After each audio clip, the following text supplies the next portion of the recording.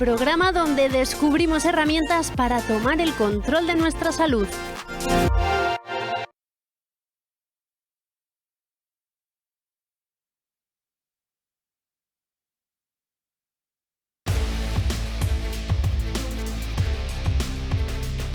Ya estamos de vuelta en Dando Caña, 1:20 de la tarde. Seguimos analizando lo que nos ha dejado esas elecciones del 23 de julio, donde el Partido Popular consiguió hacerse con 136 escaños, bastante por debajo de lo esperado en un primer momento, donde incluso algunos hablaban de una mayoría absoluta o incluso de acercarse a los 150 escaños. Era lo que venían pensando en Génova 13 después de todos esos sondeos diarios de Narciso Michavila que apuntaban a ello. El problema de estas urnas no solo es para el escenario español, lo que es a política se refiere y qué va a pasar con el futuro gobierno, sino también parece que dentro del propio Partido Popular, porque hay rumores de que en Génova 13 se está cohesionando el liderazgo de Alberto Núñez Feijóo. De hecho, publica esta misma mañana el diario El Confidencial cómo el Partido Popular está vinculando ese liderazgo de Feijóo a una posible repetición electoral. Dice este periódico que el partido se ha convertido en una olla a presión tras ese fiasco. Los populares dudan de que el gallego pueda liderar la oposición si Sánchez logra formar gobierno. Tan solo 3 días después intentan desde algunos sectores desviar el asunto hasta este punto para hacer evidentemente también daño al Partido Popular. El primer punto en el que ya se apuntala ese fracaso del liderazgo de Feijóo es el domingo, en ese balcón de Génova 13, donde todos los allí presentes empiezan a corear Ayuso, Ayuso. De hecho, también Esperanza Aguirre, en una entrevista que ha concedido en las últimas horas, dice que el futuro del PP pasa por la dirigente madrileña. Tenemos que cambiar la estrategia, en mi opinión. Yo es que creo que la estrategia buena del PP fue lo que Aznar decidió en el año que llegó al PP. Todo el que esté a la derecha del PSOE tiene que estar cómodo en el PP. Con otro líder al frente, eso no lo puede hacer Núñez Feijóo. El futuro del centro derecha en España pasa por una mujer, Isabel Díaz Ayuso. No seré yo la que te lleve la contraria. Pues ahí están esas palabras de Esperanza Aguirre, y también se publica en Voz Populi como Isabel Díaz Ayuso ya garantizó esa misma noche a Alberto Núñez Feijóo todo su apoyo y respaldo, un apoyo incontestable en una reunión que mantuvieron en Génova 13 de aproximadamente 1 hora. ¿Qué pensáis? A ver, yo lo que pienso es que Díaz Ayuso está ahí, con lo cual tampoco tiene que hacer mucho para saber que está ahí. Que de su entorno alguien pincha, iba a pinchar y ha pinchado, tampoco tengo dudas, y se podrían poner hasta nombre y apellidos. Pero que eso también está muy favorecido por los entornos de Pedro Sánchez y compañía, tampoco tengo ninguna duda, porque lo que van a intentar es, o sea, cornudo y apaleado, es decir, si puedo, al toro lo remato. Entonces, hoy ahora mismo, pues no tengo claro, no, creo que ahora mismo no es un momento de hacer eso. Que el PP con Feijóo tiene futuro, visto lo del otro día, yo no lo veo claro. Y sí que veo que o el equipo o el propio Feijóo se le está viendo las debilidades, que son muchas. Se vieron algunas antes de la campaña, algunas meturas de patas sonadas, pero ahora se están viendo debilidades y muchas en todo lo que supone el equipo. Muy chocante con un señor que ha sacado 4 mayorías absolutas en Galicia, por muy galegos que seáis los galegos, que yo no los entiendo porque no soy gallego.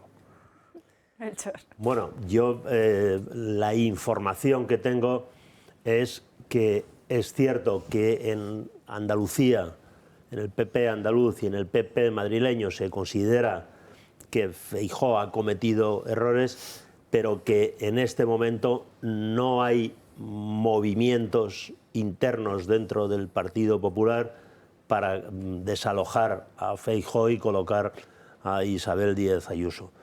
Y yo, Esperanza Aguirre, después de estas palabras en The Objective, la escuché a última hora de la tarde de ayer decir que ella lo que dice, no le llevará a la contraria, es a que ella valora muchísimo a Isabel Díaz Ayuso, pero dijo, yo en absoluto creo que este sea el momento en que Isabel Díaz Ayuso tenga que tratar de desalojar a Feijóo. En este momento. En este momento. Juan. Bueno, efectivamente, yo creo que los tres Moreno, Isabel Díaz Ayuso y Feijóo tienen algo en común, que los tres han ganado por mayoría absoluta alguna elección.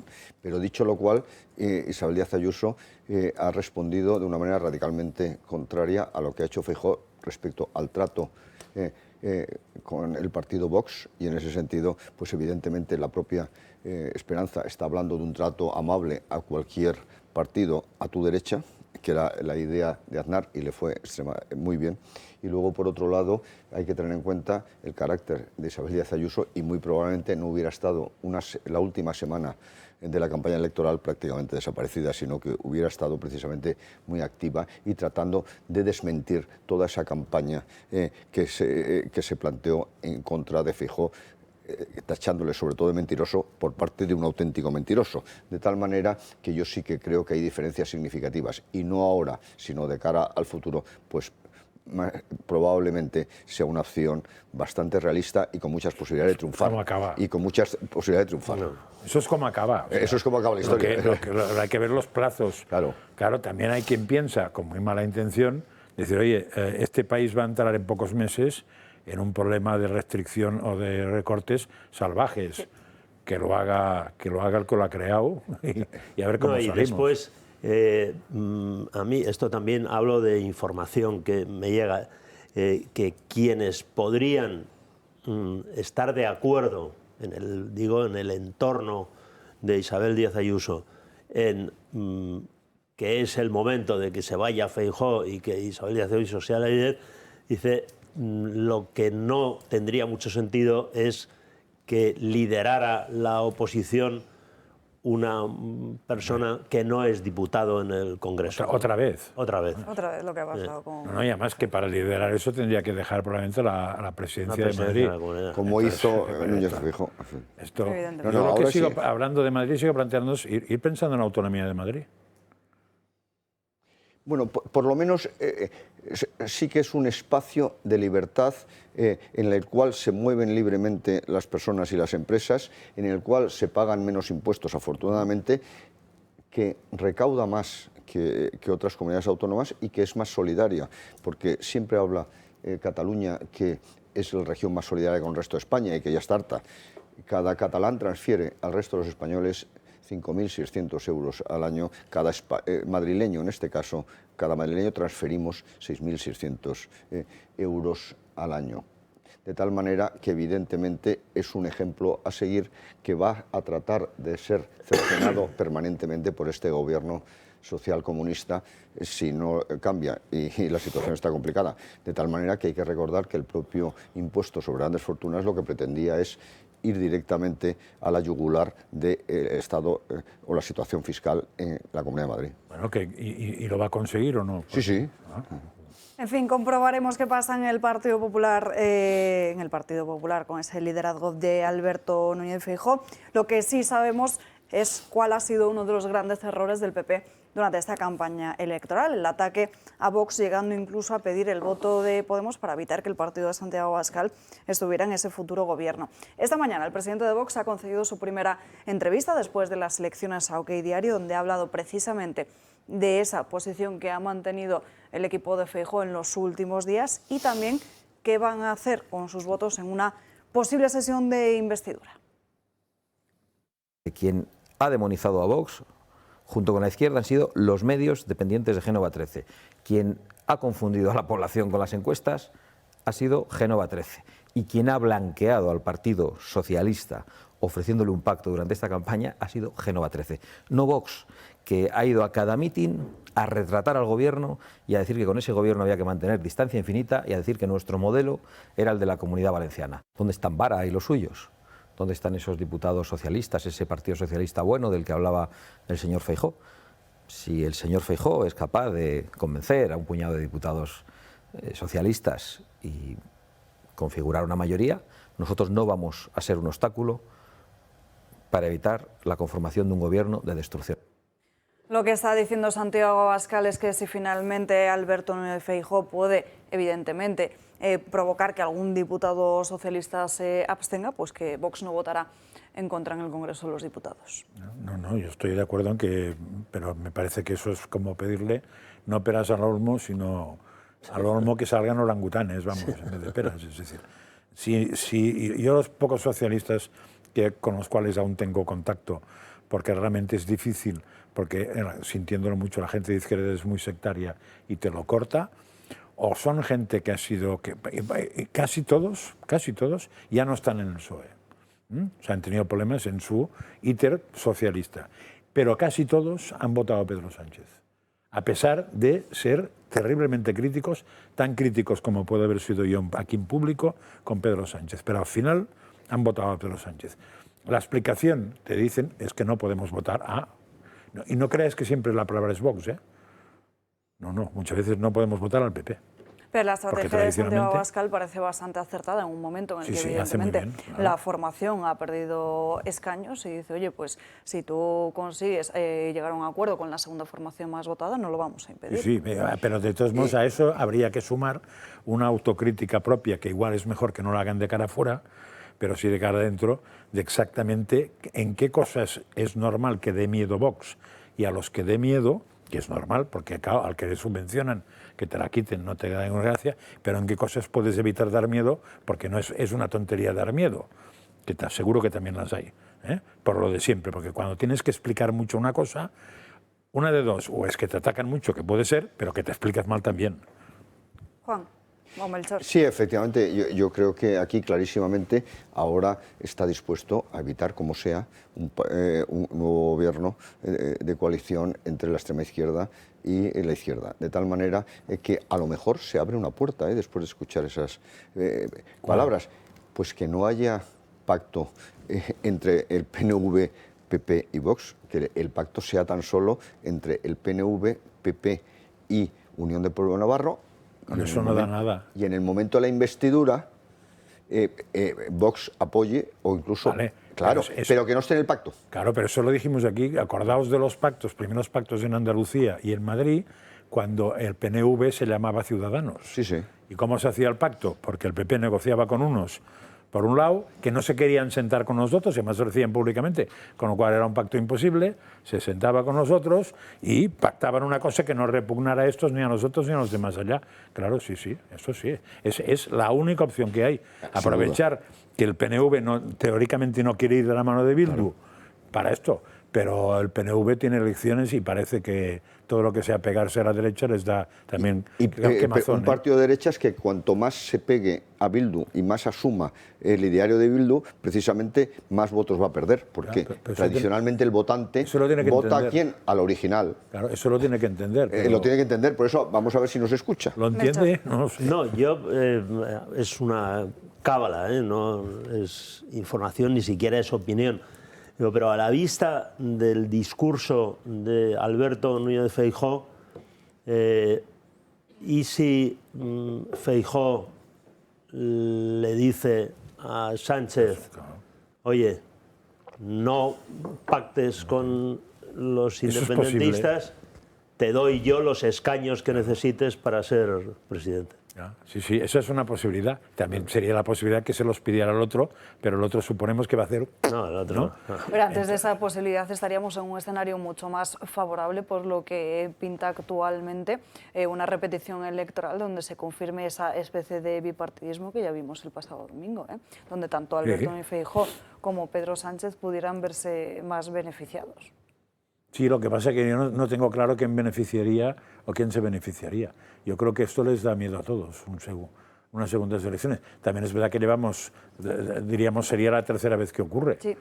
Pero con lo cual es bastante... Porque si no, estaríamos ante un escenario donde gobierna el partido que no... Claro, hay quien hace el comentario de que España está creando una segunda vuelta sin oficializar la segunda vuelta, ¿no? En fin, toca irnos a una breve pausa publicitaria. Redenger es el único producto anticaída a nivel mundial con un estudio médico independiente que asegura que funciona en el 100% de los casos, seas hombre o mujer. ¿Sabías que la alopecia femenina ha crecido un 65% a nivel mundial? Pues habrás visto que en el sofá, en el suelo de tu casa o en la ducha hay mucho más pelo que antes. Con Redenger detendrás la caída rápidamente y comenzarás a recuperar tu cabello mes a mes. Por algo le dieron el premio al mejor invento de la historia del cabello en el certamen de Las Vegas. Recuerda que la alopecia está considerada una enfermedad por la Organización Mundial de la Salud y que si detienes el tratamiento anticaída, la calvicie también volverá a aparecer. Redenjer se vende en exclusiva en la parafarmacia del Corte Inglés o también te lo envían cómodamente a tu casa llamando a este número de teléfono 692 35 35 35. No pierdas más pelo y llama ya.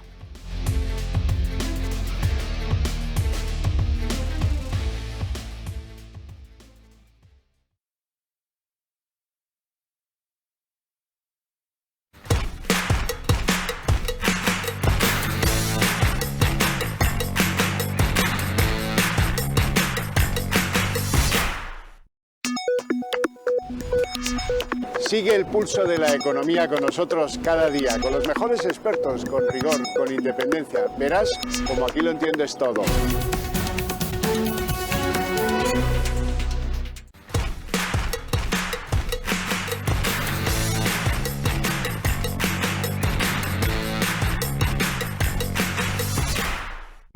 ¿Qué tal? Bienvenidos a En Dos Continentes.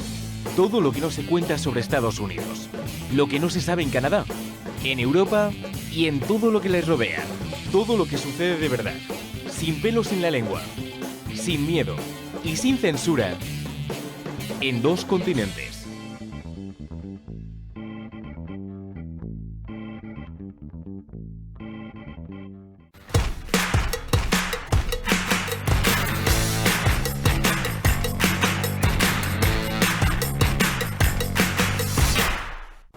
Abre los ojos, el programa que resuelve todas las incógnitas que nos rodean sobre el derecho. Los casos que te harán saber lo que necesitas conocer en cada momento para ir con todas las de la ley. Descubre todo lo que Abre los Ojos tiene para ti.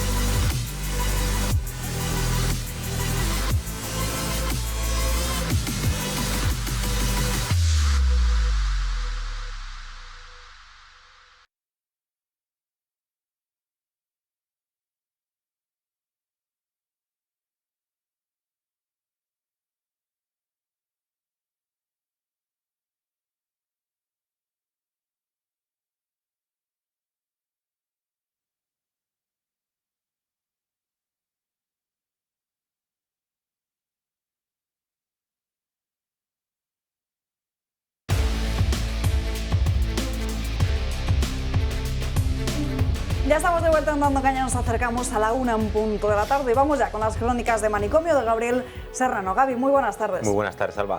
No sé si ustedes en casa han consumido algún producto caducado. En mi caso, si es así, y algunas veces pues me ha sentado mejor o peor.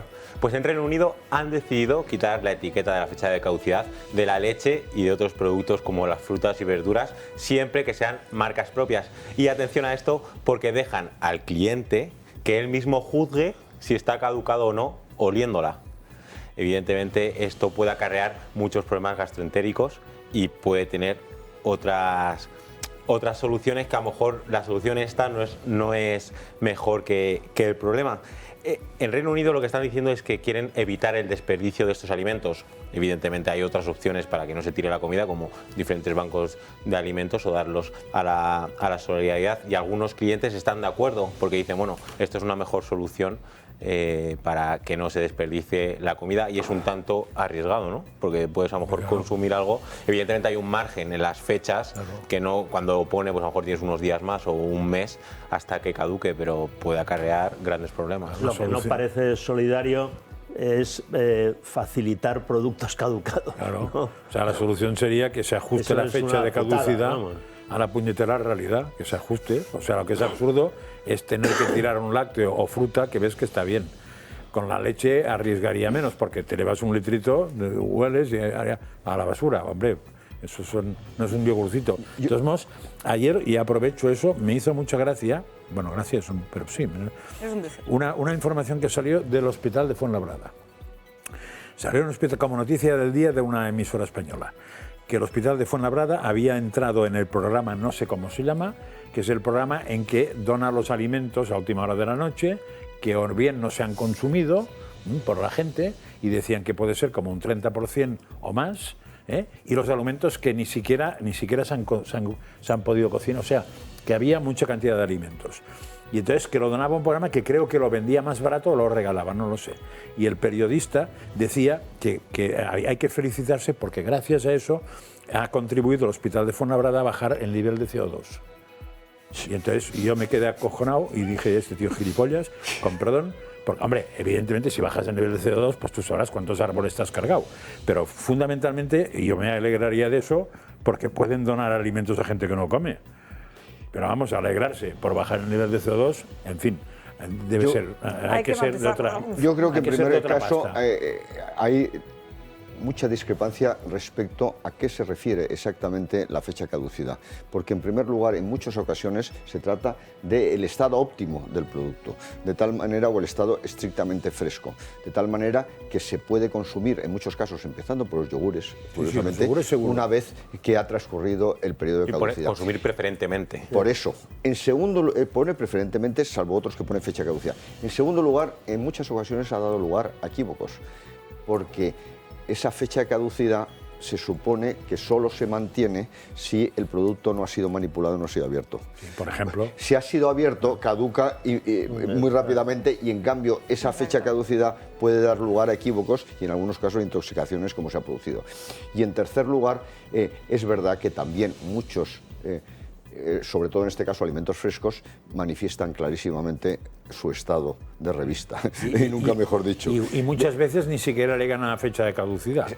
Por ejemplo, mucha ensaladita de bolsa, eso es, caduca mucho antes. 1 o 3 días antes ya tienes problemas, cosa que se ve. O los plátanos ahora en verano, por ejemplo, etcétera, etcétera. De tal manera que ahí creo que hay que conseguir un equilibrio, pero es verdad que ceñirse estrictamente a la fecha de caducidad da lugar a mucho despilfarro de alimentos. Veíamos como antes cuando Vips vendía alimentos, eso, a las 12 horas había colas fuera, evidentemente, para coger los sándwiches que estaban en óptimas condiciones prácticamente, etcétera, etcétera. Por lo tanto, un equilibrio entre la información de referencia y la obligación en gran medida a destruir ese producto una vez haya pasado la fecha de caducidad, pues ese es el equilibrio que hay que tratar de conseguir. Bueno, en este sentido, si quitas la etiqueta, ¿no? Pues a lo mejor esos productos, muchos que se dan a los bancos de alimentos, a Cáritas, por ejemplo, pues pone que está caducado la fecha, pero que tienes un tiempo para consumirlo. Si tú lo dejas a lo mejor en el supermercado, a lo mejor una fruta y verdura que tú ya, como lo ves, el color o cómo está, eso ya no va ni para el banco de alimentos, eso va directamente a la basura. Yo creo que quitar la fecha es una gilipollez. Sí, de manicomio. Sí. Otra cosa es que ajusten la fecha, pero quitar la fecha lo único que va a producir son problemas. Es que sobre todo con la leche, a ver si vamos a tener que, bueno, esto es en Reino Unido, pero imaginaos yendo por el supermercado abriendo abriéndolas todas. Es otro problema, está todo manipulado. La gente metiendo la nariz en los botes. Eso no parece que sea la solución. Desde luego higiénico no lo es. Solución senegalesa probablemente, y los del Senegal no han hecho nada para merecer esto, ¿eh? Pero... Gaby, ¿qué otra noticia nos traes para hoy desde el manicomio? Pues últimamente el debate sobre los deportistas trans en competiciones femeninas está en el aire. Pues ahora se ha celebrado el Campeonato del Mundo de Atletismo, que da pie a la clasificación para los Juegos Olímpicos de París del año que viene, que los Paralímpicos son posteriores a los Juegos Olímpicos. Pues bien, Melanie Vergés, que es una atleta española, no ha podido clasificarse por 8 centésimas, ya que por delante ha quedado una atleta trans que anteriormente competía, es una italiana que anteriormente competía en campeonatos masculinos y a la edad de 45 años con mujer y 2 hijos decidió hacer esa transición. Pues bien, ha ganado y ella es la que se va a clasificar a los Juegos Olímpicos, y no es el primer caso, porque ya hemos visto otros, por ejemplo, como Lia Thomas, una nadadora estadounidense que en masculino a lo mejor no destacaba tanto, pero en competiciones femeninas estaba arrasando. Y luego también, por ejemplo, a Laurel Hubbard, que es la primera persona trans que fue a unos Juegos Olímpicos, que competía en halterofilia, que no ganó, pero bueno, que estaba destacando mucho. Entonces me hace mucha gracia que a lo mejor estas personas tendrán sus motivos, lo que ellos quieran para hacer esta transición, pero claro, se ve la diferencia cuando ellos competían en competiciones masculinas, campeonatos masculinos, deciden ir a competiciones femeninas y arrasan. Entonces el deporte se está corrompiendo, y más en unos Juegos Olímpicos, ¿no? Que es como el mayor logro para un deportista. Se supone que el deporte, para que de verdad sea una competencia, sea competitivo y además en muchas ocasiones sea un espectáculo, lo que tiene que haber es cercanía, competencia, la posibilidad de que ganen diferentes contendientes participantes. Y en este caso es obvio que no se produce. Y yo sigo bastante de cerca el asunto porque fui en su momento uno de los grandes impulsores del equipo femenino de baloncesto en el Estudiantes. Evidentemente, si una jugadora trans de 2,10, que ninguna mujer en el mundo, es una excepción, mide eso, se pone en un campo de baloncesto, se ha acabado el partido prácticamente, porque no hay mujer que sea capaz de superar a un armario de 2,10. Otra cosa es en el deporte masculino. Por tanto, yo creo que lo que acaba es con la competencia y, en definitiva, puede acabar con el deporte femenino que ha sido reivindicado tradicionalmente por las feministas y por otras muchas personas que consideramos que es completamente lógico, pero que se compita en igualdad de condiciones. Sí, en el caso, por ejemplo, hay una ciclista que es Tiffany Thomas, ¿vale? Que era un hombre, luego se decidió que era mujer trans, pues empezó a pedalear con 40 años. Entonces, antes no había competido nunca, entonces empezó a pedalear en competiciones femeninas y empezó a ganar todos los campeonatos. La ventaja de todo eso es que va a acabar por derribo. Porque cuando en todas las competiciones todo lo que ganan no, cuando sean todas los las mismos, mujeres cojan y digan yo claro, no participo. Sí, pero nuestra compatriota ya se ha quedado fuera de los Juegos Olímpicos. No, claro, ya no va a ir. Claro. Sí, sí. Y como esa, todas, en todo. Claro, evidentemente. Pero es verdad que hay una línea que es un tanto peligrosa, porque siempre hay quejas de las deportistas, pero que si no, desde el Comité Olímpico, desde las asociaciones que mandan en este sentido, o ponen ya una barrera, o esto va a seguir, y al final hasta la destrucción nos vamos del a quedar deporte sin femenino, competiciones. Obviamente que sería tristísimo. Entonces, las competiciones femeninas al final van a ser todo personas deportistas transgénero. Y además sí que creo que hay que conseguir un grado de hormonas determinado, etcétera, pero cada vez se duda más de esa situación también. Pero no todos piden eso. Por eso digo. Si pidieran eso sería más discutible. Eso. Pero la solución más fácil, que es una salvajada, o no, que es a partir de ahora 3 niños, niñas, niñas. ¿Quién verá a los niños y quién les pagará porque claro, si no hay dinero no hay competición? Bueno, en Valencia ya ha habido la primera carrera en la que te podías inscribir como no binario. Y de hecho, ¿Era una carrera aparte? Sí, claro, era la misma carrera, pero con otra clasificación. En el caso del maratón de Nueva York, que fue el primero que lo estableció, sí que se discutió, porque en amateur el premio parece ser que son $6.000, aunque en teoría no habría premio, pero una pequeña ayuda, no los que compiten profesionales. Bueno, pues el primero obtuvo 6.000 dólares de premio, el primero de todos, y el primero no binario también obtuvo $6.000, que parece que organizó cierto revuelo porque llegó el 1.460 y algo. Entonces, bueno, pues estamos creando situaciones bastante curiosas, cuando menos. Desde luego. En fin, Gaby, gracias por esas crónicas de manicomio. No dejamos el tema trans a un lado porque no sé si conocen ustedes el caso de Lorena. Es un hombre que ingresa en prisión por haber matado a su prima, pero que ahora dice que se llama Lorena, que él se siente mujer, para así poder ir a una cárcel de mujeres. Marian Vallejo.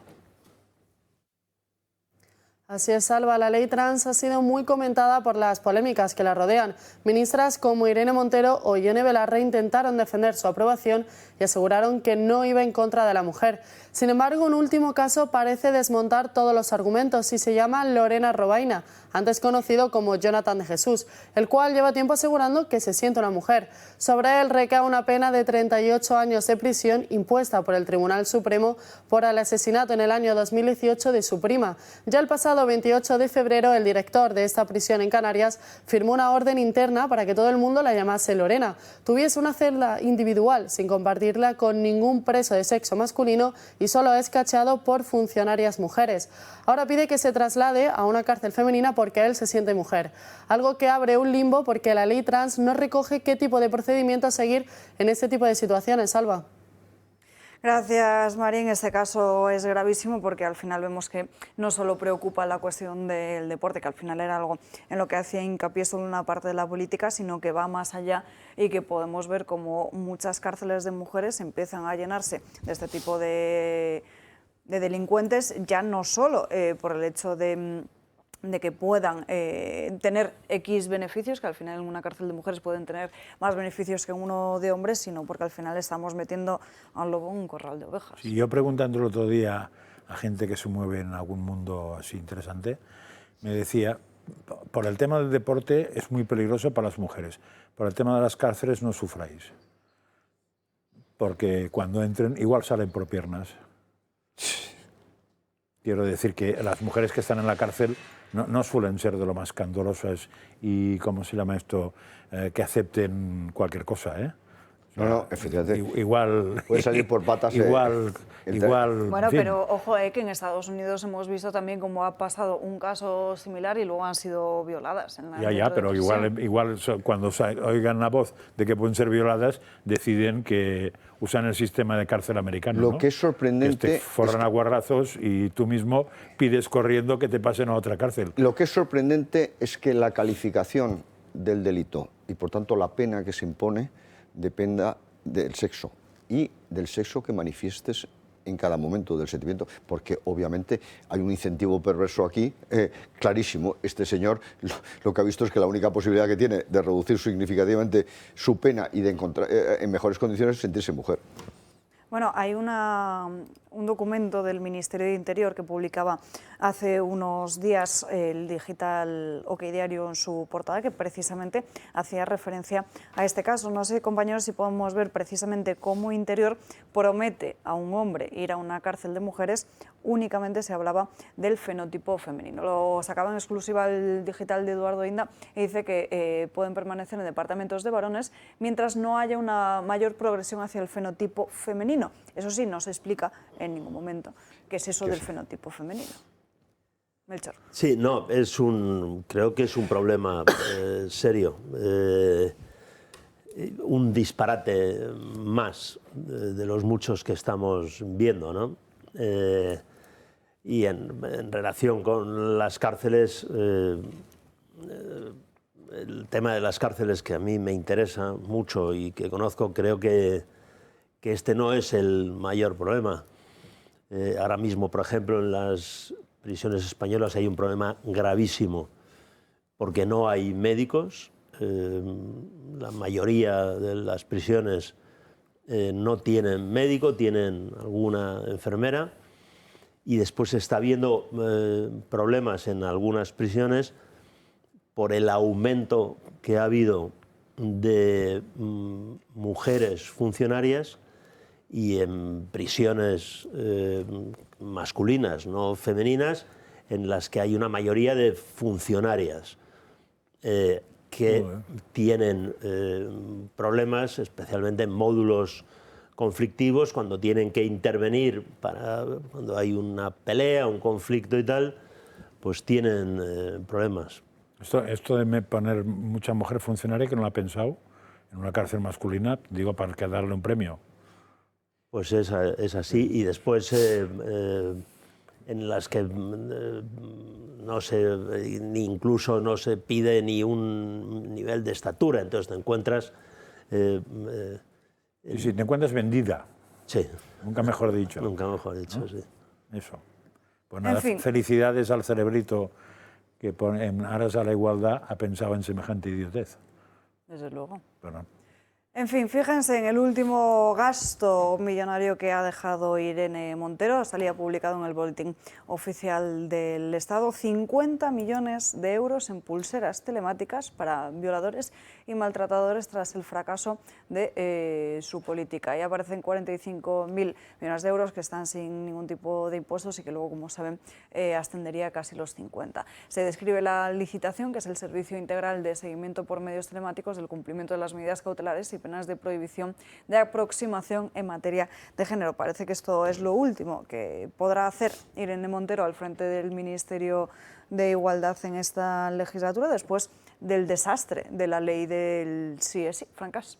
Bueno, a ver dónde acaba la señora. Igual le pasa Sánchez, como Echenique, que se vuelve a su anterior puesto de trabajo. Me parece que no le gustará. No tiene pinta de que vaya a ser así. No le gustará. Bueno, va a dedicar, junto a su colega, buena parte del tiempo a meter cizaña en Podemos.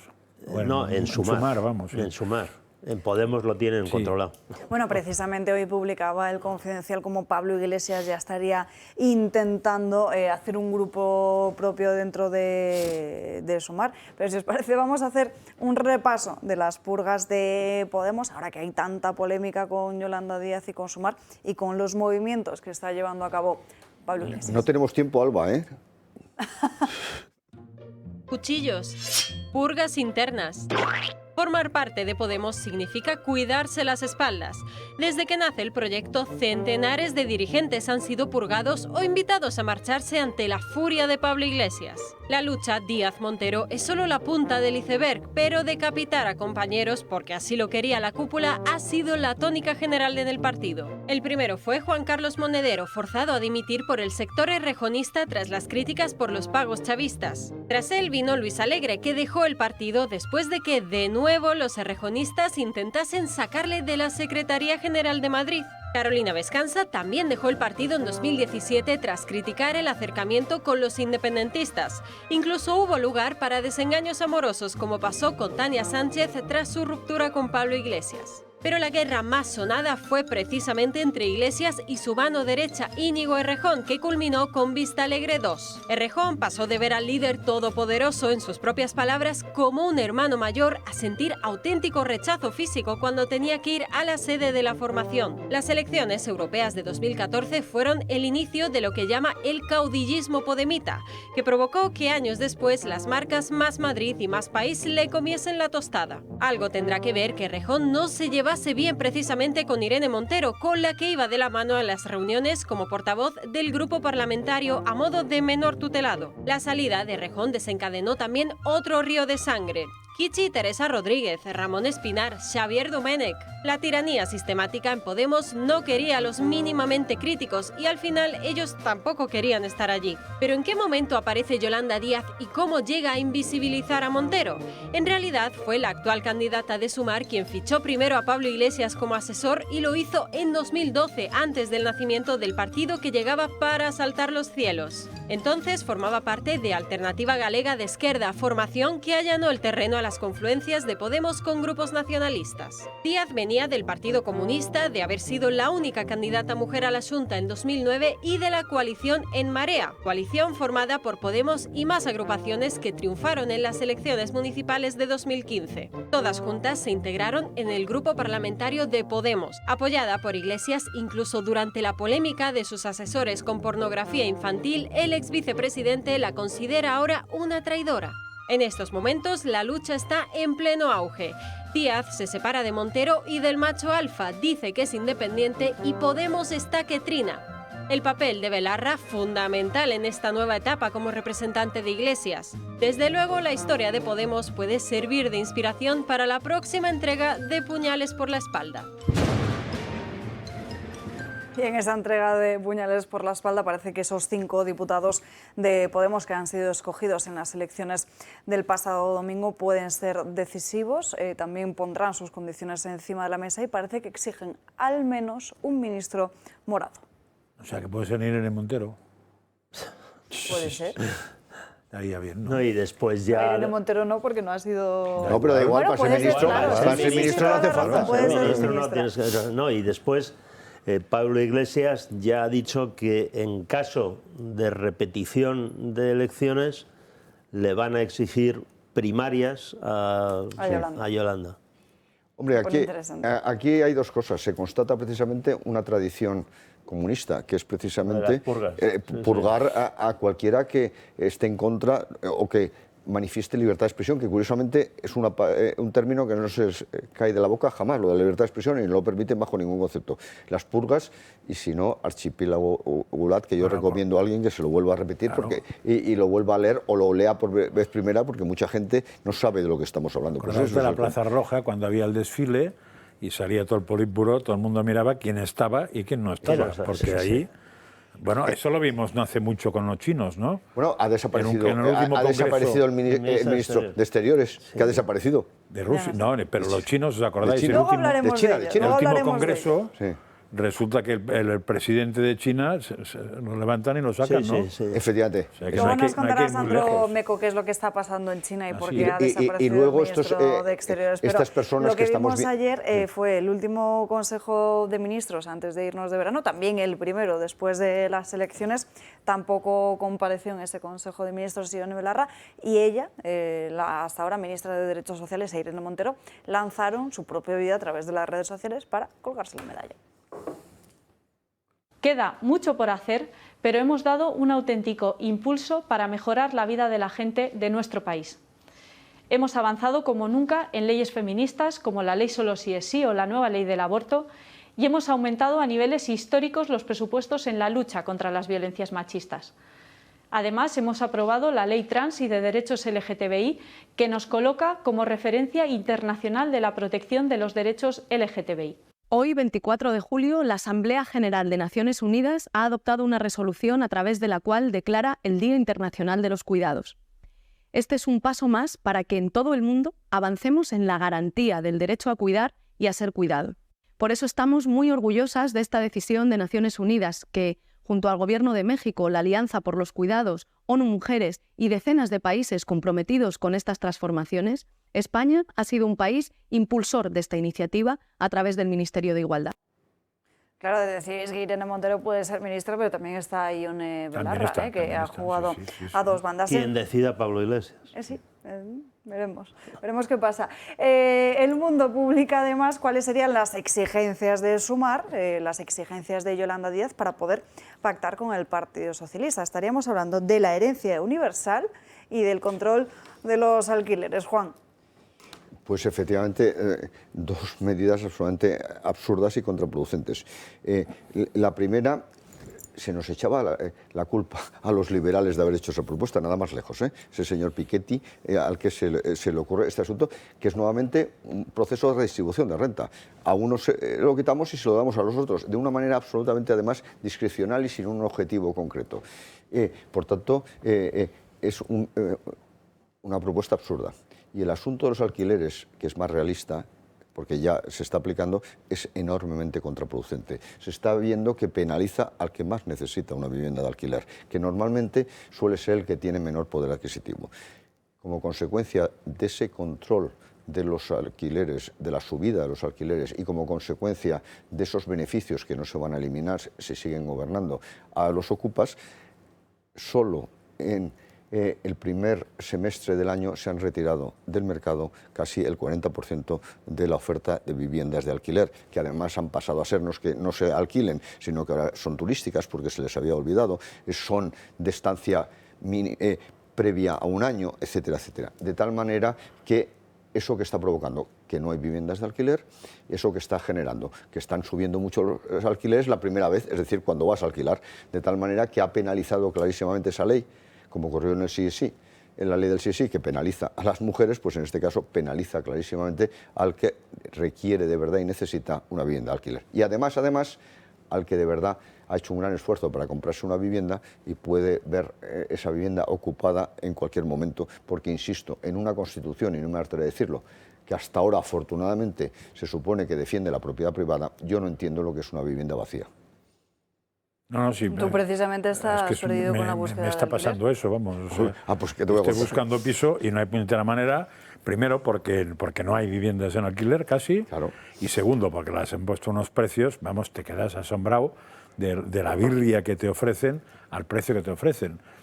Claro, porque tienen que cubrir el riesgo de que te quedes y ya no pagues, y seas ocupado. Sí. Claro, y tarda 2 años de media, es un cálculo actuarial. A mí me decían ellos que hay otra cosa peor. Al saber que tienen tasada las subidas de los próximos años, la subida se hace de golpe, antes de lo que has dicho tú, le suman 200 o 300 euros hoy, y si después no se sube, ya, pues mire, ya hemos llegado a los 2 o 3 años. Efectivamente. Conclusión, ha desaparecido el mercado de vivienda. Ahora mismo, por ejemplo, en toda la zona que hay esta casa, ahora mismo puede no haber ni una vivienda en alquiler que no pase de 2.000 y pico euros.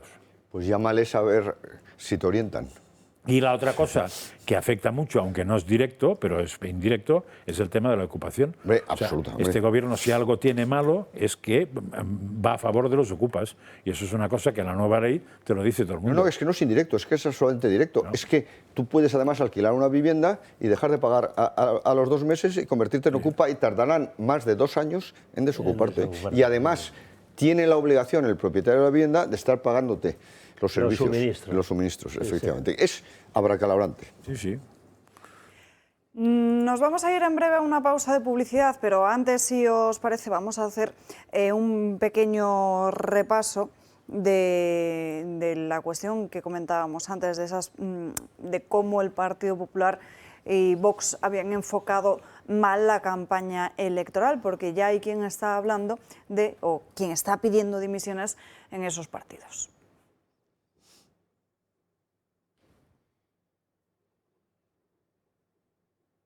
No sé, compañeros, si podemos ver precisamente esa pieza que tenemos preparada de la espera de dimisiones en PP y Vox por este fracaso en las elecciones.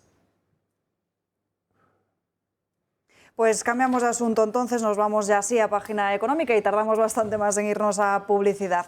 Juan, cuéntanos cuál puede ser la situación si vemos que el Pedro Sánchez puede continuar al frente de este gobierno en materia económica, porque leíamos esta mañana en la prensa que ya hay empresas que están pidiendo informes para poder irse de España, al igual que ha hecho Ferrovial. Efectivamente, es que la situación 4 años más para la empresa que ha sido acosada desde el punto de vista tanto fiscal como regulatorio en todas sus actuaciones y sobre todo con restricciones medioambientales como el impuesto a los plásticos, etcétera, etcétera, pues tiene que tomar decisiones, y ya no digamos si son eléctricas o bancos, si bien es verdad que claro, esos tienen más actuación directa en el país, que también están sufriendo unos impuestos que se suponía que eran transitorios y que yo me temo que van a ser definitivos. De tal manera que esto es una realidad.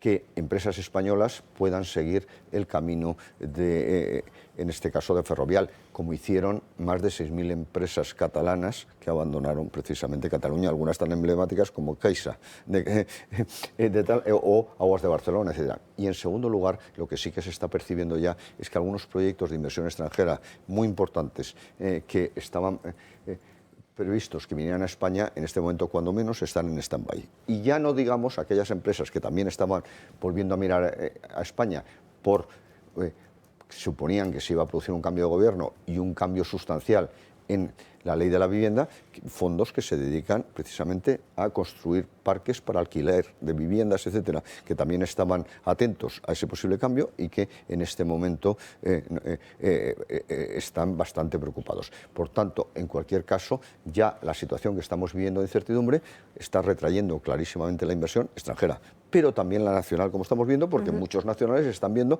que probablemente se tengan que ir al exterior. Bueno, y además también conocíamos estos días como la OCDE mostraba que los hogares españoles bajan el dinero que tienen disponible, un 3,6%. Claro.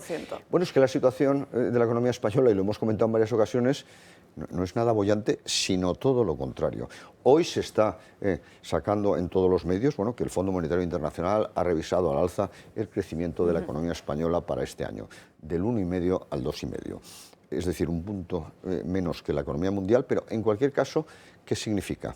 Que justo en el segundo trimestre del año hemos recuperado el PIB inicial del año 2019. Hemos sido el penúltimo país, solo nos ha superado Chequia en retrasar esa recuperación. Por tanto, ya partimos de una situación peor. ¿Por qué? Porque hay que repetirlo continuamente, que al señor Sánchez se le ha olvidado, que es que fuimos el país que más cayó en el año 2020, el 11,3%. Y no como él afirma porque hay mucho turismo, que también, sino porque recordar, y aquí lo comentamos, en concreto en el estudio de arriba, en directo prácticamente, que separó la economía un 60% del Producto Interior Bruto, incluida la construcción, la industria, etcétera, durante 15 días, y luego costó mucho recuperarlo y perdimos respecto a otros países. Por tanto, nuestra economía está prácticamente a los niveles del 2020. Por otro lado, se produjo en 2 años seguidos un repunte clarísimo, que yo he llamado efecto rebote, el 5,5%, en el 2021 y 2022, porque tú si hundes mucho una pelota en una piscina, rebota, pero cuando pierde fuerza, cuando no hay nada que lo impulse, que es lo que estamos viendo, se desacelera, que dice el Fondo Monetario, 2,5 este año y el año que viene no creceremos más del 2%. Pero además, lo que es peor es lo que tú decías, que es que somos de los pocos países que por PIB per cápita, que es exactamente lo que ahora se mide, estamos por debajo del nivel inicial, cuando hay algunos como Irlanda que han crecido a un 30%, que en definitiva es el poder de cada uno de los ciudadanos, su capacidad de renta, es la media. Y luego, por otro lado, es que también casi todo lo que ha estado defendiendo en esta campaña electoral el señor Sánchez es falso. No es cierto que tengamos 2.600.000 parados registrados. Solo en las oficinas de desempleo hay 3.700.000 apuntados que quieren buscar empleo. ¿Qué sucede? Que el 52% de esos son personas que tienen un contrato fijo discontinuo, que no están haciendo nada, están sin actividad y están cobrando. Luego, por otro lado, también ha defendido que se han creado 2 millones de puestos de trabajo mirando los afiliados a la Seguridad Social. Pero resulta que esos 2 millones más y sumados a los que había 20.900.000, trabajan 78 millones de horas al trimestre menos que antes. De tal manera que se ha repartido el empleo y eso en que se manifiesta menos renta. Llevas a casa menos renta porque trabajas menos horas, etc. De tal manera que la situación de la economía española, y lo digo con enorme tristeza, está muy mal, y ya no hablemos de la competitividad de nuestra economía que se está viendo en nuestras exportaciones. ¿Qué es lo que estamos? Hinchándonos a exportar, afortunadamente, turismo, pero también, precisamente, las patronales del turismo están detectando ya una desaceleración de cara a la última parte del año y el próximo, entre otras cosas, porque unos de nuestros principales turistas son los ingleses y están así, y otros son los alemanes que están en plena recesión. De tal manera que tampoco el sector del turismo, que al final depende de lo que tú ofrezcas, pero también de que puedan venir a comprarte ese producto, se va a desacelerar. Por tanto, las perspectivas para la economía española son complicadas en un entorno en que los tipos de interés han subido, que yo creo que no deben de subir más. Yo pienso que mañana el Banco Central Europeo no debería subir los tipos, aunque probablemente lo haga, sobre todo por la recesión alemana, pero en ese escenario de no bajada, en cualquier caso, la economía española, una economía endeudada, lo va a pasar mal. En esos momentos, ahora seguimos hablando de economía, si os parece, pero nos vamos con Isabel Díaz Ayuso.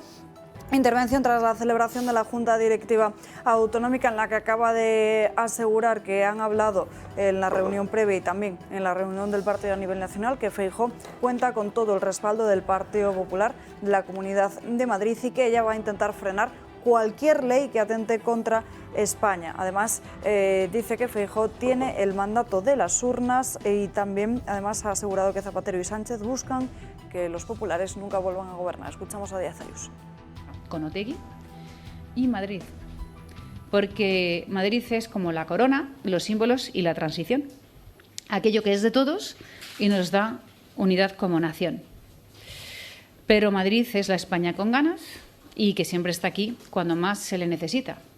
Somos conscientes de que vienen tiempos difíciles, pero también, y precisamente por eso, son tiempos de principios, de valores, de unidad y patriotismo. Vamos a impedir que los enemigos de España se salgan con la suya, que acaben con esta nación de siglos, que trituren los derechos constitucionales de todos. Ese es nuestro deber. Muchas gracias.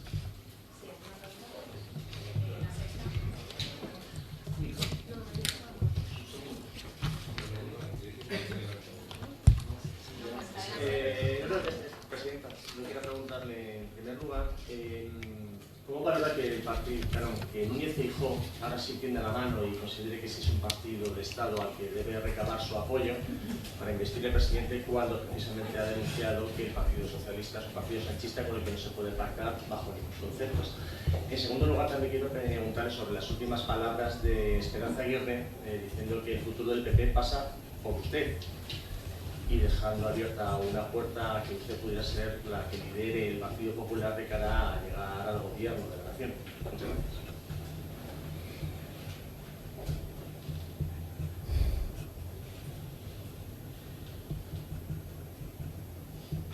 Muchas gracias. Muchas gracias. Entiendo que el presidente está primero en su legítimo derecho y así está, además, en todos los reglamentos, nada se lo impide, de buscar alternativas al proyecto de destrucción de España que se avecina en manos de Pedro Sánchez. Y por eso, si en las filas de otros partidos políticos, hablando con ellos, consigue buscar una alternativa, veo bien que lo pelee y que pelee todas las alternativas posibles. Yo siempre he manifestado que con el desastre no hay que pactar y también que este Partido Socialista no es ni mucho menos el que muchos recuerdan de otras décadas. Va a ser francamente difícil conseguir el apoyo del Partido Socialista en nada, porque su único objetivo es echar al Partido Popular de las instituciones, pero hay que intentarlo y la única batalla que se pierde es la que no se da. Con respecto a las palabras de Esperanza Aguirre, yo estoy muy agradecida por su confianza, la verdad, pero pienso que esto no funciona así, creo. No puede ser que el jueves estuviéramos en un meeting con el presidente Feijóo, aplaudiéndole, dándole nuestro apoyo, y el martes tirándole por un puente. Nosotros no somos un partido que funciona así, no somos podemitas y no somos más que un partido de principios. Y la persona que el jueves era la persona idónea para presidir España lo sigue siendo a día de hoy. Es más, no es una cuestión solo de lealtad personal, que también se la tengo. Sobre todo es una cuestión de lealtad a España y de respeto a las instituciones y a la voluntad de los españoles en las urnas. Somos el principal partido político de España, tenemos mayoría absoluta en el Senado, gobernamos 12 comunidades autónomas, la mayoría de las diputaciones provinciales, el mapa municipal hoy en España es prácticamente azul y eso lo ha conseguido Alberto Núñez Feijóo en un año. Y también pienso que si el proyecto de Sánchez saliera adelante, ahora va a tener que gestionar su propia herencia, peajes a partir de enero. Señor Sánchez ha vuelto a mentir, mentía con un informe, con su propio informe en la mano. Claro que hay peajes, pero también hay fondos europeos que no ha gestionado y una herencia económica inflada que le va a estallar al mismo.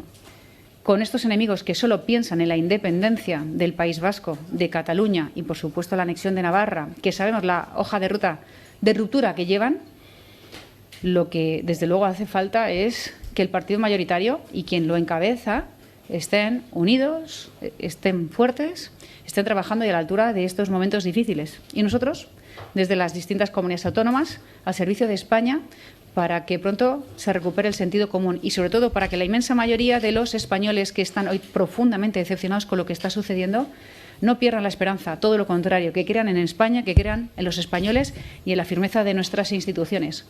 No puede ser que por 5 escaños pretendan transformar España por la puerta de atrás.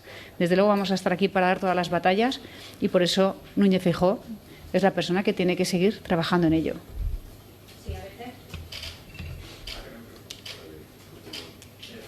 Quería saber si en la reunión que han tenido los órganos directivos del partido han hecho autocrítica, es decir, no se han cumplido las expectativas que tenía el Partido Popular ni el señor Feijóo.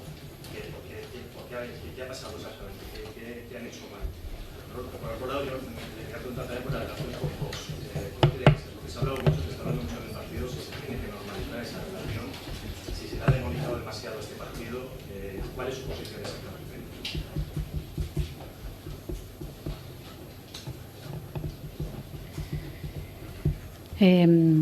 A ver, en primer lugar, es que estamos poniendo el foco donde quiere la Moncloa, pero nuevamente esa no es la realidad. La realidad es que hemos tenido unas elecciones que se han celebrado en unas circunstancias totalmente anómalas, con millones de españoles fuera de sus domicilios, con gobiernos autonómicos que se estaban configurando, en unas fechas en las que nunca se celebran elecciones en España, sobre todo, además, formando una campaña sobre mentiras y con un rodillo sin precedentes desde el Consejo de Ministros y desde todas las instituciones que hoy están en manos de los tezanos que tiene Sánchez en todas ellas. Es verdad que faltan pocos escaños, pero que eran básicos, fundamentales para que no se produzca este posible cambio en España. Todos tenemos que pensar qué se podría haber hecho, qué se podría haber hecho. Evidentemente, claro que sí, uno lo piensa, ¿no?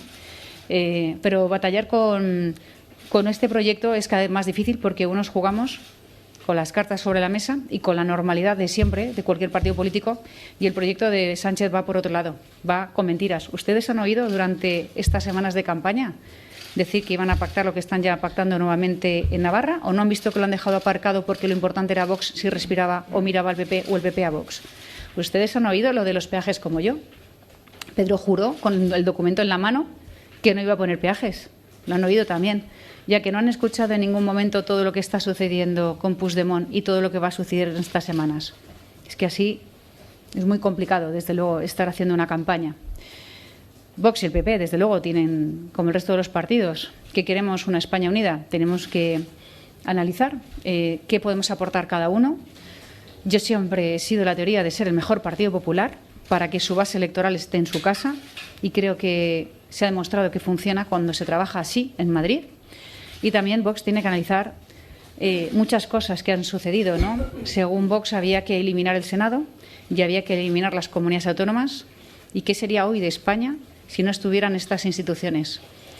Tenemos que pensar cada uno qué ha hecho, pero sobre todo qué tenemos por delante, y desde luego lo que tenemos que hacer es seguir trabajando todos los días, porque somos la España real, la España fiel, y la que no puede quedarse ni adormecida ni tampoco deprimida. Si no, vamos a ser desde luego el mejor aliado para que las inversiones, las empresas y nuestro capital se vaya a otros países, especialmente a Portugal. La situación puede ser realmente grave y por eso hemos de estar a la altura y hablar ahora de uniones y sobre todo de ser una alternativa fuerte. Y también es cierto que la campaña nacional en Madrid es complicada, ¿eh? No estamos hablando de comparar, que lo he visto en estos días, las autonómicas con las nacionales.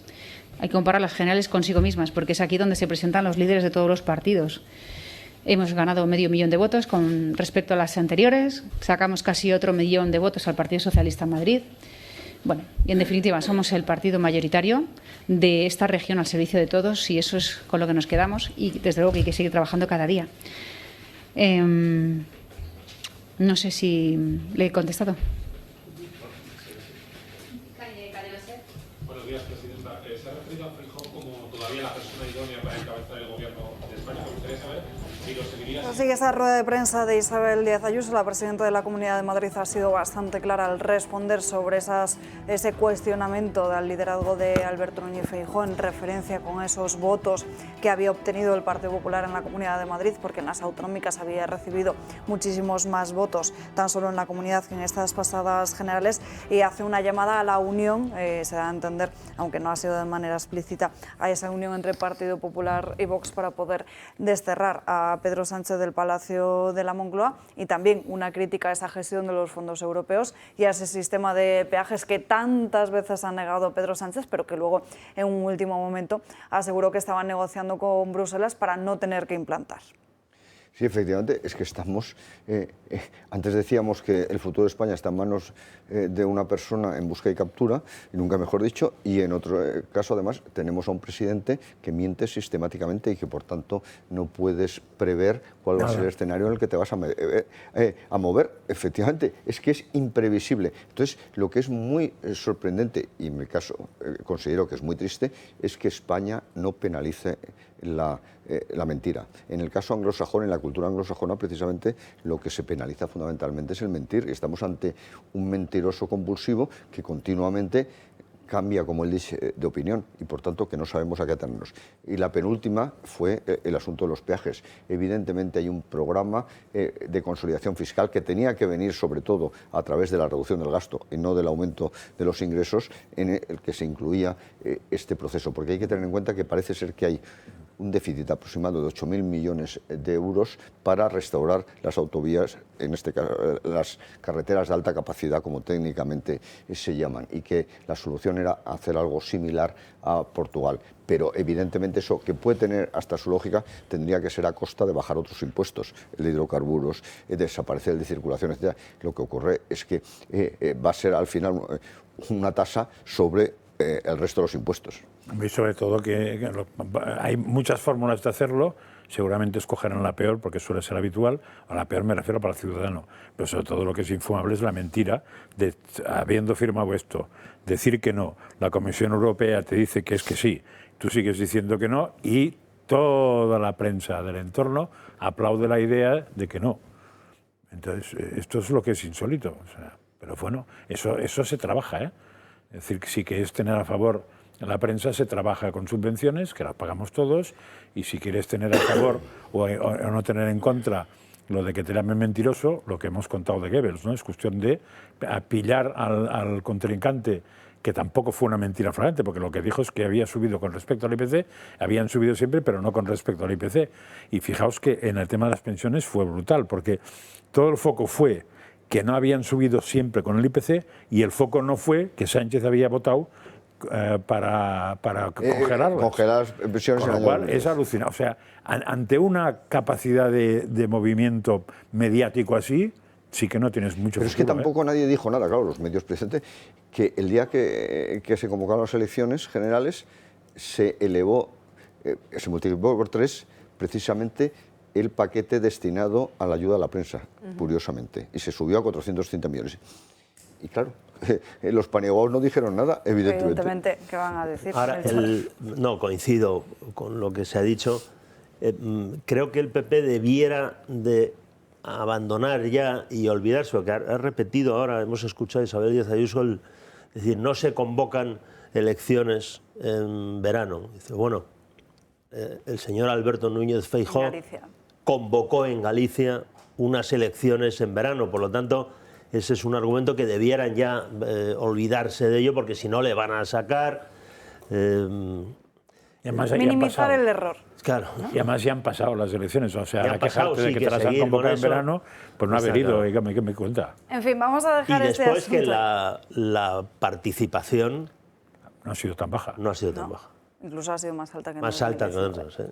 Nos vamos a ir a la última pausa de publicidad del día de hoy, pero antes unas imágenes que han llamado mucha atención porque a plena luz del día, en medio de Gran Vía, se producía este arresto a un narcotraficante, a un fugitivo italiano. Como ven, 5 policías, 5 agentes que iban de paisano consiguieron detenerle después de que saliera de un hotel de lujo en el que se estaba alojando con su pareja. La policía española le ha estado buscando en Alicante, en Barcelona, en Málaga, hasta que el grupo de localización de fugitivos detectó que se estaba alojando en este hotel de lujo en pleno centro de Madrid con un nombre falso. Han estado pues siguiéndole en los últimos días para comprobar que efectivamente era él, y ayer se produjo esa detención. Según ha especificado la policía, la pareja llevaba encima 4.000 euros en efectivo, 3 teléfonos móviles, un pasaporte dominicano, un permiso de conducir español, un documento nacional de identidad español también falsificado con la fotografía de la mujer. Todos estos documentos eran imitaciones de alta calidad. Imágenes sorprendentes sobre todo, y sorprendentes todos aquellos viandantes que en ese momento se encontraban en Gran Vía y que asistieron como testigos a este suceso. Nos vamos a la última pausa de publicidad y a la vuelta seguimos con más cosas.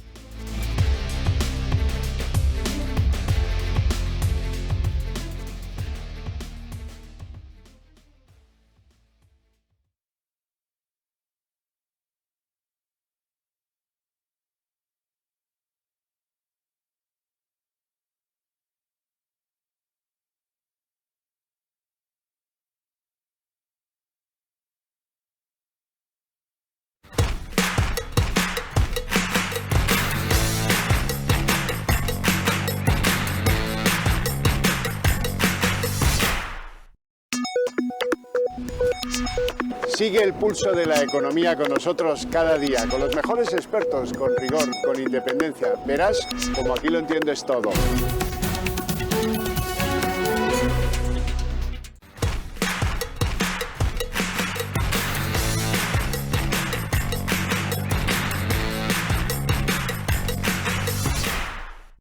¿Qué tal? Bienvenidos a En Dos Continentes. Todo lo que no se cuenta sobre Estados Unidos, lo que no se sabe en Canadá, en Europa y en todo lo que les rodea. Todo lo que sucede de verdad, sin pelos en la lengua, sin miedo y sin censura. En Dos Continentes.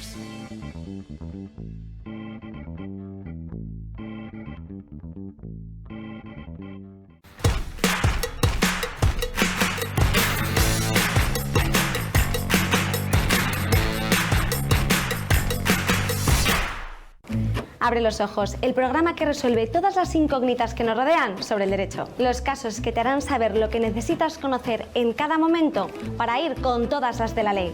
Descubre todo lo que Abre los Ojos tiene para ti.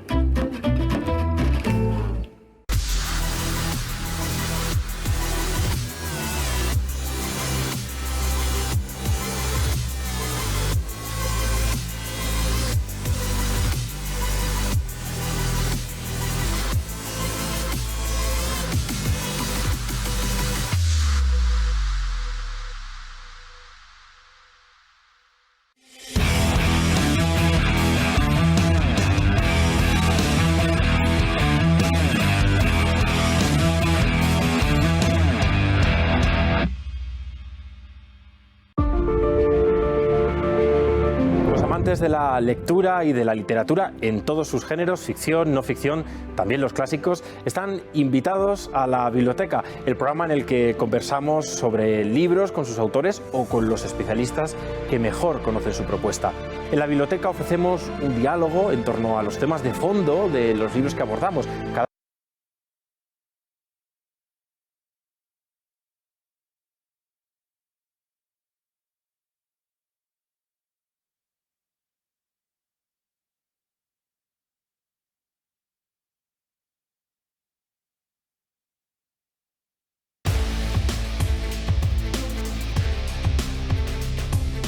Últimos minutos de programa y me gustaría que viésemos unas imágenes que se están viralizando a través de las redes sociales y ante las que muchos están denunciando un pucherazo. Hay una de esas mujeres que parece que el DNI que ofrece pues aparece en ese mismo justo que acabamos de ver como la figura de un hombre, y luego fíjense en este señor que es el último señor que vota, mete la papeleta, pero sin embargo había tirado el sobre con el que estaba tapada justo la ranura de esa urna, y que la señora, al dárselo por las prisas de querer ser el pueblo más rápido en votar, 26 segundos exactamente, mete esa papeleta en su interior. Hay muchos que a través de las redes sociales están hablando de un pucherazo con esto y que así ha ganado el Partido Socialista. Pues bien, decirles que en este pueblo no hay ni un voto para el Partido Socialista, contarles también que ese papel que se ve, que ese segundo sobre que se introduce en la urna, se ha contado con un voto no válido, que luego la Junta Electoral tendrá que decidir si lo quita del conteo dentro de esa lista de los que sean no válidos. Y además este sobre aparece tachado por detrás, que es algo que se suele hacer en todas las mesas, que o se pone un folio o se pone uno de los sobres que haya directamente junto al resto de papeletas y se tacha su interior para que se vea efectivamente que no es un voto válido, al igual que se ha visto en estas imágenes. Como decimos, se está difundiendo este vídeo, las imágenes son de Villarroya, de un pueblo de La Rioja que fue el pueblo más rápido en votar al tener 26 segundos, y las explicaciones del Ayuntamiento precisamente van en ese sentido, que todos los votos han ido para el Partido Popular, que el Partido Socialista no ha recibido ningún voto, y sobre ese segundo sobre que aparece, pues que se ha considerado un voto no válido. Esas son las explicaciones que nos han dado. Eso sí, la imagen del DNI ya en eso no han entrado y tampoco se puede apreciar muy bien. Nosotros hemos intentado ampliar esa imagen, y sí que es cierto que parece una imagen un poco extraña. Bueno, yo lo de la imagen del DNI no le he prestado ninguna atención, y después creo que hay que olvidarse de pucherazo. Aquí no ha habido ningún pucherazo, y estas imágenes y la historia esta de Villarroya, el pueblo que más rápido por votar, son lo que a mí me parecen unas sandeces monumentales, pero qué interés, y después el espectáculo ahí de uno votando, los otros aplaudiendo y tal. Pero ¿cómo que queremos ser el pueblo que ha votado más rápido? Pero qué estupidez. Y todo para salir en las redes sociales y tal. Totalmente. Y después se hacen las cosas mal. Como dirían nuestros abuelos, vísteme despacio que tengo prisa. Sí, ¿no? Y lo que evidencia las imágenes de este vídeo es que no se han hecho las cosas aseadamente y adecuadamente. En fin, vamos con una última cuestión que les adelantaba antes y que no podíamos ver. Esa espera las peticiones de dimisión en Partido Popular y Vox por el resultado. Las urnas lo han dejado claro, PP y Vox se han equivocado, la estrategia de campaña de ambos equipos no ha funcionado y ahora nadie asume su responsabilidad. El PP ha pinchado sus expectativas y muchos dedos apuntan a Elías Bendodo, coordinador general del partido, como principal artífice de la caída. El andaluz aterrizaba en Madrid desde el mismo equipo de Moreno Bonilla en la Junta para ser el nuevo coordinador general de Feijóo. Ha sido el director de campaña para las generales y, como en una empresa se hiciera, cuando hay malos resultados, no se espera que vaya a ser relegado de su cargo. Cuca Gamarra tampoco se queda atrás, y no por su papel como secretaria general o portavoz irrelevante en la Cámara Baja, sino por elaborar un programa que no ha conseguido ningún resultado efectivo. Y eso a mayores de que ella ha sido una de las dirigentes que formaba parte de la anterior cúpula del PP de Casado, y además conocedora de la campaña de derribo contra una compañera de partido. Otro de los enfados de los votantes del PP reside en la elaboración de las listas, obra del gallego Miguel Tellado, que ha dejado relegados a puestos inferiores a aquellos a los que el público consideraba idóneos candidatos y opado desconocidos sin trayectoria dentro del partido. Y Borja Semper, portavoz de campaña del PP, ex de un ala del equipo de Rajoy, con una campaña de marketing que tampoco ha dado un buen resultado. Pero lo mismo sucede en el entorno de Abascal, y es que insistir en que es culpa del PP su bajada hasta los 33 escaños puede no encajar, así como tampoco su estrategia de no priorizar su comunicación con Feijóo. Aquí son dos los nombres más sonados en la campaña, como el secretario general de Vox, Ignacio Garriga, o Jorge Buxade, vicepresidente de Acción Política. Establecer líneas rojas con el partido de Feijóo puede haberle salido caro, y en ambos casos manifiestan no tener ninguno capacidad para liderar el bloque de derecha. Y frente a ellos se encuentran un Gabriel Rufián y el propio Otegi, que sí que presentan esa comunicación con Pedro Sánchez.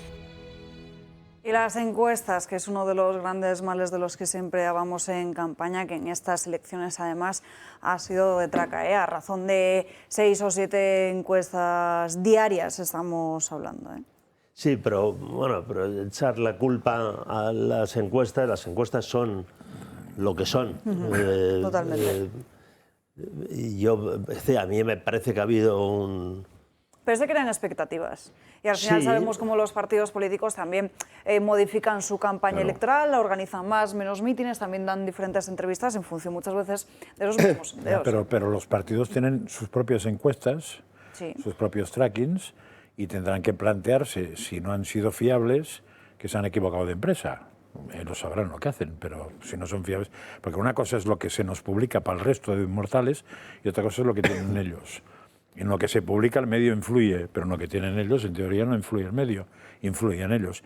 A mí me parece que pueden echar las culpas al que quiera, y probablemente vende mucho. Pero lo que has dicho a mí me parece que es perfectamente correcto, pero claro, que un medio, es que me parece surrealista, que un medio contrate una encuesta y que influya. Dice, pero ¿qué tomadura de pelo es esta? Pero seguro que lo hacen. Porque muchas veces juegan a lo que quieres y no lo que es. Pero bueno, que es un problema. Eso también hace que la fiabilidad del personaje con los medios vaya bajando, con lo cual eso siempre tiene un precio. Pero eso es una cosa, y otra cosa es que los partidos políticos, después de vender a la moto de que hay que echar la culpa a otro, que eso queda muy bien de cara a la galería el primer minuto, después que se plantean qué ha pasado, porque con las culpas de otro no se resuelve ningún problema. Los únicos problemas que puede resolver el PP son los propios, y los únicos problemas que puede resolver el Vox son los propios. Y el PP resolver los de Vox no lo va a hacer, y al revés tampoco, con lo cual ellos sabrán. Si solo sirven para decir qué malo es el contrario, van a seguir igual y no vendrán 4, vendrán 8, 16, 40. Yo creo que efectivamente lo que hay que hacer es un ejercicio de autocrítica interno por parte de los dos partidos en este caso, pero sobre todo también tener en cuenta otra cosa, que hay que luchar los votos hasta el último minuto. Y precisamente esas encuestas lo que ha llevado a la conclusión, por parte, en mi caso, pienso que erróneamente, pero ha llevado a la conclusión que lo mejor era no equivocarse, es decir, no hacer nada. Y eso ha sido un gravísimo error, sobre todo de estrategia por parte del PP. Mientras Sánchez los luchaba hasta el último minuto. Lo luchaba y además... Y la chica también. Iba en contra de ellos, además, y les criticaba y mentía respecto a su persona y no se defendían. Entonces yo creo que es un gravísimo error. En fin, hasta aquí hemos llegado por hoy. Muchísimas gracias a todos por acompañarnos a lo largo de esta mañana en Dando Caña. Nosotros nos despedimos, pero ya saben que para seguir informados, el canal de Telegram de Julio, donde constantemente les va a estar compartiendo diferentes artículos de opinión, vídeos muy interesantes también de lo que está pasando en Estados Unidos y fuera de nuestro país y muchas más cosas. Así que Julia Ariza el Toro. También tienen nuestra página web www.eltorotv.com y ya esta tarde la redacción abierta con Xavier Orcajo. Nosotros, como siempre, mañana les esperamos aquí, puntuales a las 12 en punto, en Dando Caña, para seguir tratando lo que de sí las diferentes noticias y la actualidad que tenemos encima de la mesa. Gracias por estar con nosotros, que tengan un feliz día.